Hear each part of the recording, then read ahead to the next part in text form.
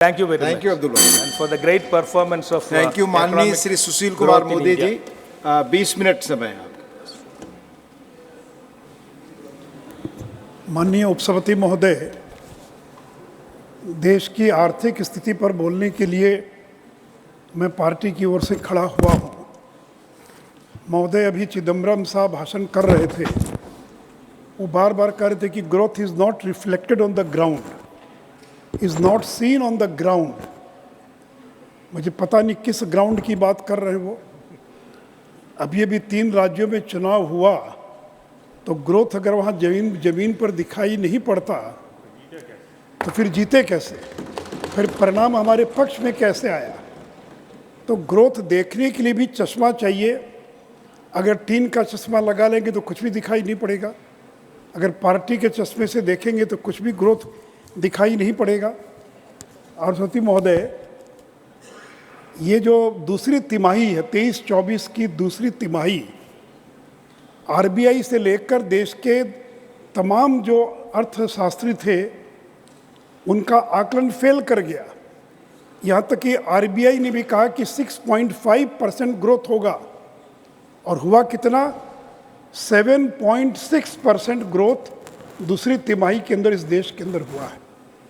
और मैं सदन को बताना चाहूँगा, ये जो 23-24 की दूसरी तिमाही है उसमें यूके का ग्रोथ कितना है, 0.6%, चाइना का ग्रोथ 4.9, अमेरिका का 5.2, रशिया का 5.5 और भारत का ग्रोथ है 7.6।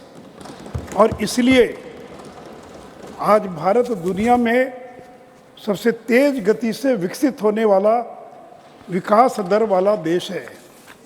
सभापति महोदय, महंगाई पर बार बार चर्चा हो रही है। अगर लोग इतने ही दुखी होते, इतने ही नाराज होते, तो फिर मैं मध्य प्रदेश, राजस्थान, छत्तीसगढ़ की बात करना चाहूँगा।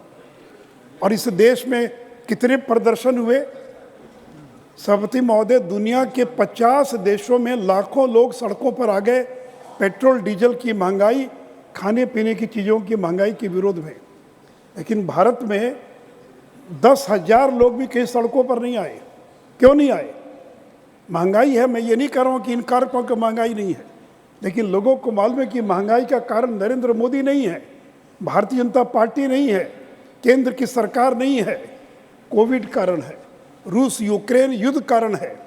और दुनिया के तमाम देश महंगाई का मुकाबला कर रहे हैं। और सभापति महोदय, 4 चीज़ों के अंदर सबसे ज़्यादा महंगाई का असर दिखाई पड़ता है। पहला पेट्रोलियम पदार्थ, दूसरा एडिबल ऑयल खाद्य तेल, तीसरा फर्टिलाइज़र और चौथा दाल। सभापति महोदय, इन चारों में से कोई भी चीज़ हम भारत में पैदा नहीं करते हैं पूरे तौर पर। पेट्रोलियम पदार्थ 85% इंपोर्ट करते हैं। अगर अंतर्राष्ट्रीय बाजार में पेट्रोलियम पदार्थों की कीमत बढ़ेगी तो भारत में बढ़ने से हम कैसे रोक पाएंगे। एडिबल ऑयल, दुनिया के बाकी देश से ये खाद्य तेल नहीं खाते, केवल भारत के लोग खाते हैं। और 60% एडिबल ऑयल हम इंपोर्ट करते हैं। फर्टिलाइज़र, 60% फर्टिलाइज़र का रॉ मटेरियल हम इंपोर्ट करते हैं। दाल, अमेरिका के लोग दाल नहीं खाते हैं, फ्रांस और जर्मनी के लोग दाल नहीं खाते, दाल खाता है भारत और पैदा करता है म्यांमार। और दाल भी हमको और आयात करना पड़ता है। प्रति पौधे में सबसे पहले पेट्रोलियम डीजल के बारे में इस सदन को बताना चाहूँगा कि श्रीलंका में पिछले 2 वर्षों में सितंबर 21 से लेकर सितंबर 23 का आंकड़ा मेरे पास है, पेट्रोलियम के दामों में कितनी वृद्धि हुई, 61%।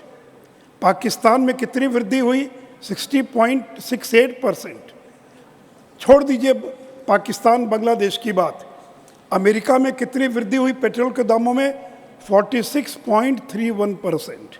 जर्मनी में 19.41, फ्रांस में 26.47, स्पेन में 24.92, इटली में 24.27। इंग्लैंड के अंदर पेट्रोल के दामों में 2 साल में 15% की वृद्धि हुई। और सदन को शायद ज्ञात नहीं होगा कि भारत में पिछले 2 वर्षों के अंदर पेट्रोल के दामों में बढ़ोतरी नहीं हुई, बल्कि 4.56% की घटोतरी हुई है, यानी निगेटिव ग्रोथ हुआ है। यानी जहां सितंबर में 101 रुपया 34 पैसा पेट्रोल का दाम था, वहाँ 2023 में घटकर 96.72 हो गया। और साथी महोदय, उसी प्रकार डीजल, श्रीलंका में 115% और की वृद्धि हुई है डीजल के दामों में, पाकिस्तान में 67, फिर America 48.68, Germany 31.46, Spain, Italy, UK में उस आंकड़ों में नहीं जाऊंगा। और भारत में डीजल के दाम में 2 वर्षों में कितनी वृद्धि हुई? केवल 0.96%, यानी केवल 1% की वृद्धि हुई। और आप कहते हैं कि पेट्रोलियम पदार्थों का दाम बढ़ गया। और ये आंकड़े आप चाहे तो इन आंकड़ों को वेरीफाई कर लें। और साथी महोदय, भारत सरकार ने 2 बार पेट्रोल और डीजल पर एक्साइज ड्यूटी को कम करने का काम किया, और कुल मिलाकर 2 बार में 13 रुपया पेट्रोल पर और 16 रुपया डीजल पर एक्साइज ड्यूटी में कटौती की है। अब पिछले 2 वर्षों में पेट्रोल और डीजल के दामों में कोई वृद्धि नहीं हुई। कोई बता दे कि पेट्रोल और डीजल के दाम में भारत के अंदर कोई वृद्धि हुई है क्या? और साथी महोदय, यहाँ भी राजनीति हो रही है। बीजेपी शासित राज्यों ने पेट्रोल और डीजल पर एक्साइज ड्यूटी या वैट को घटाने का काम किया, लेकिन जो विपक्ष के राज्य थे उन्होंने घटाने के बजाय बढ़ाने का काम किया। और उसका भी मैं आंकड़ा देना चाहूँगा साथी महोदय। अभी राजस्थान का चुनाव हुआ है, गांधीनगर में पेट्रोल 96 रुपया 63 पैसा और जयपुर में पेट्रोल 108 रुपया 45 पैसा, यानी 12% ज़्यादा है गांधीनगर से जयपुर में पेट्रोल का दाम। गुवाहाटी में 98 रुपया गुवाहाटी में, और डायरेक्ट साहब के कोलकाता में पेट्रोल 106 रुपया 42 पैसा। तो अगर केंद्र के कारण का बढ़ा होता तो आखिर कलकत्ते में 106 रुपया और गुवाहाटी में 98 रुपया क्यों है? लखनऊ में 96 रुपया और बेंगलोर में 101 रुपया, गोवा में 97 रुपया, रायपुर में 102 रुपया, भोपाल में 108 रुपया और अमरावती में 111 रुपया। श्री महोदय, कांग्रेस शासित राज्यों ने पेट्रोल और डीजल के दामों में कोई कटौती नहीं की, और बीजेपी शासित राज्यों ने उसके दाम में कटौती की। और जब बात आती है एलपीजी की, तो सदन को ये मालूम है कि आदरणीय प्रधानमंत्री जी ने एलपीजी के दामों में और जो उज्ज्वला योजना के तहत जो सिलेंडर मिलता था उसमें कुल मिलाकर 300 रुपये की राहत दी है, और सामान्य कंज्यूमर को 200 रुपये की राहत दी है। इससे पेट्रोलियम कंपनियों को 28,000 करोड़ का नुकसान हुआ, 28,000 करोड़ का, और भारत सरकार ने 22,000 करोड़ रुपया उनको पिछले साल देकर उसकी क्षतिपूर्ति करने का काम किया है। साथी महोदय, ये नरेंद्र मोदी की सरकार है। पेट्रोल में ब्लेंडिंग, ये जो इथेनॉल की ब्लेंडिंग हो रही है, ये जब 14 में नरेंद्र मोदी जी आए, इस समय 1.53% पेट्रोल में ब्लेंडिंग होती थी। आज कितनी ब्लेंडिंग हो रही है? 12%। और इससे देश को कितना फ़ायदा हुआ? विदेशी मुद्रा 73,000 करोड़, डायरेक्ट साहब 70,000, the country has saved 73,000 crore as a foreign exchange saving. Carbon dioxide emission 402 lakh metric tonne emission कम हुआ। Amount paid to the distilleries 1,26,000 crore, और फार्मर्स को कितना मिला? 76,000 करोड़ रुपया, और किसानों को मिला है। साथी महोदय, ये है नरेंद्र मोदी की सरकार। और साथी महोदय, आप कहते हैं कि आप बार बार कहते हैं कि उसी प्रकार फर्टिलाइज़र, साथी महोदय, फर्टिलाइज़र भारत सरकार ने अगले 3 साल के लिए 3,70,000 करोड़ की सब्सिडी का अपने बजट में और प्रोविज़न किया, 3,70,000 करोड़। और मैं सदन को बताना चाहूँगा कि जो फर्टिलाइज़र का जो रॉ मटेरियल है और फर्टिलाइज़र, ये बाहर से आता, भारत के अंदर केवल 40% तैयार होता है, बाकी बाहर से आता है। और मैं सदन को बताना चाहूँगा कि यूरिया के दाम अंतर्राष्ट्रीय बाजार में यूरिया का दाम है यूरिया का दाम है 2,450 और किसानों को कितने में मिलता है? 266 रुपये में किसानों को मिलता है। तो government of India is providing a subsidy of 2,183 per bag to the farmers in this country. DAP में सब्सिडी कितनी मिल रही है? 2,501 रुपया। एनपीके में सब्सिडी कितनी? 1,918। और आपने सारे कारखाने बंद कर दिया।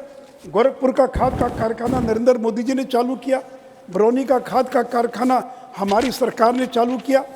और सती महोदय, अभी कह रहे थे कि करोड़पति बन गए। ये बात ठीक है कि हमारे करोड़पति बनना कोई गुनाह नहीं है, चोरी करके कोई करोड़पति न बने। और ठीक है डायरेक्ट साहब, in 1617 there were only 68,263 crorepati in this country. Now the figure has gone to 1,69,000.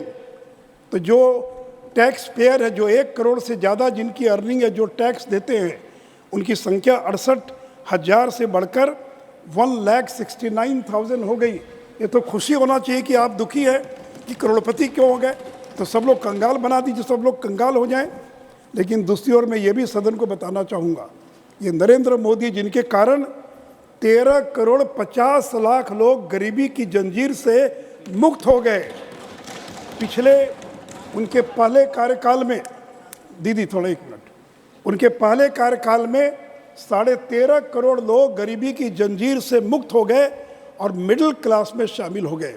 सती महोदय, 15-16 में इस देश में 24.85% गरीब थे और 19 और 21 में घटकर कितना हो गया? 15%। तो आखिर गरीब कहाँ चले? गरीब देव इंटर द ये मिडिल क्लास। सती महोदय, और यूएनडीपी की रिपोर्ट है, यूनाइटेड नेशंस डेवलपमेंट प्रोग्राम की रिपोर्ट है कि 2005-06 में 64.5 करोड़ गरीब थे इस देश के अंदर, 64.5 करोड़, और 2021 में घटकर हो गए 23 करोड़। 15 साल में इस देश के अंदर 41 करोड़ लोग गरीबी से मुक्त हो गए और वो मिडिल क्लास में प्रवेश कर गए। तो सती महोदय, एक और हमने जहाँ गरीबों का ख्याल रखा, वहाँ पर यहाँ पर लोग उद्योगों के माध्यम से पैसा कमाएं, इसका भी ध्यान रखा है। और सती महोदय, अभी बैंकों की बात हो रही थी, और कि बैंकों का एनपीए की क्या स्थिति है। बैंक का प्रॉफिट 22-23 में पहली बार बैंकों का profit, they have earned a profit of 1 lakh crore. Not a single bank is in red, they are earning profit. ये आपके कार्यकाल में क्यों नहीं हुआ? 22-23 में क्यों 1 लाख करोड़ का 22-23 में बैंकों को प्रॉफिट हुआ है। और भारत सरकार ने जो कैपिटलाइज करते थे, बैंकों को पैसा देना बंद कर दिया। 3 साल से 1 पैसा नहीं दिया बैंकों को। और बैंक अपने बलबूते जो हैं, और जो एनपीए हैं, जो नॉन परफॉर्मिंग एसेट है, वो 11.2 था, 17-18 में घटकर 5.2% हो गया। तो सती महोदय, ये जो एनपीए अगर कम हुआ है तो इसका कारण क्या है? सती महोदय, जीएसटी का कलेक्शन, 1 साल में 6 बार जीएसटी का कलेक्शन, दैट इज क्रॉस 1,60,000। जो लोग गब्बर सिंह टैक्स कहते हैं जीएसटी को, तो अगर हिम्मत है तो अपने राज्य हिमाचल में और जहां आपकी सरकार कर्नाटक में जीएसटी को हटा दीजिए। अगर वो गब्बर सिंह टैक्स है तो जीएसटी के कारण 1,60,000 करोड़ का कलेक्शन 1 साल में 1 बार नहीं बल्कि 6 बार इस 1 साल के अंदर हो चुका है। और सती महोदय, एक समय था कि मोबाइल हम इंपोर्ट करते थे। आज से 10 साल पहले 98% मोबाइल हम इंपोर्ट करते थे। और मैं सदन को बताना चाहूँगा कि आज 99% मोबाइल मेड इन इंडिया है। हमने मोबाइल को इंपोर्ट करना बंद कर दिया। और इस साल 11 बिलियन का मतलब हो गया 88,000 करोड़ के मोबाइल फ़ोन जो है, और हमने एक्सपोर्ट करने का काम किया है। सती महोदय, नरेंद्र मोदी जी देश के प्रधानमंत्री हैं भारत मंडपम के उद्घाटन के अवसर पर उन्होंने भाषण देते हुए कहा था कि जब वो प्रधानमंत्री बने उस समय भारत दुनिया की 10वीं सबसे बड़ी अर्थव्यवस्था थी, 10th इकोनॉमी थी दुनिया की 2014 में, और सेकेंड टर्म में वो दुनिया की 5वीं सबसे बड़ी अर्थव्यवस्था बन चुका है। और उन्होंने देश की जनता को गारंटी दिया, मोदी की गारंटी, कि तीसरे टर्म में इंडिया दुनिया की तीसरी सबसे बड़ी अर्थव्यवस्था बन जाएगा। हम जर्मनी को पीछे छोड़कर हम 2 साल में 4th हो जाएंगे, और फिर जापान को पीछे छोड़कर 2027 तक हम दुनिया की तीसरी सबसे बड़ी अर्थव्यवस्था बन जाएंगे। और सभापति महोदय, केवल हम दुनिया की सबसे बड़ी अर्थव्यवस्था ही नहीं बनेंगे, 5 ट्रिलियन इकोनॉमी, जो $5 ट्रिलियन की जो इकोनॉमी है, 27-28 तक भारत 3rd लार्जेस्ट केवल जीडीपी में नहीं बनेगा बल्कि $5 ट्रिलियन इकोनॉमी में भी बदल जाएगा। हमारा सपना है, प्रधानमंत्री जी चाहते हैं कि 2047 तक भारत एक विकसित देश बन सके, एक एडवांस इकोनॉमी बन सके, और उसी दिशा के अंदर भारत की सरकार काम कर रही है। और इसलिए सभापति महोदय, हम लोगों ने महंगाई को नियंत्रित करके दिखलाया है। अभी जो आंकड़े आए अक्टूबर के, वो 4.87, आरबीआई का 4 +2 का जो रेंज है, अक्टूबर 2023 में वो आंकड़ा 4.87 का है।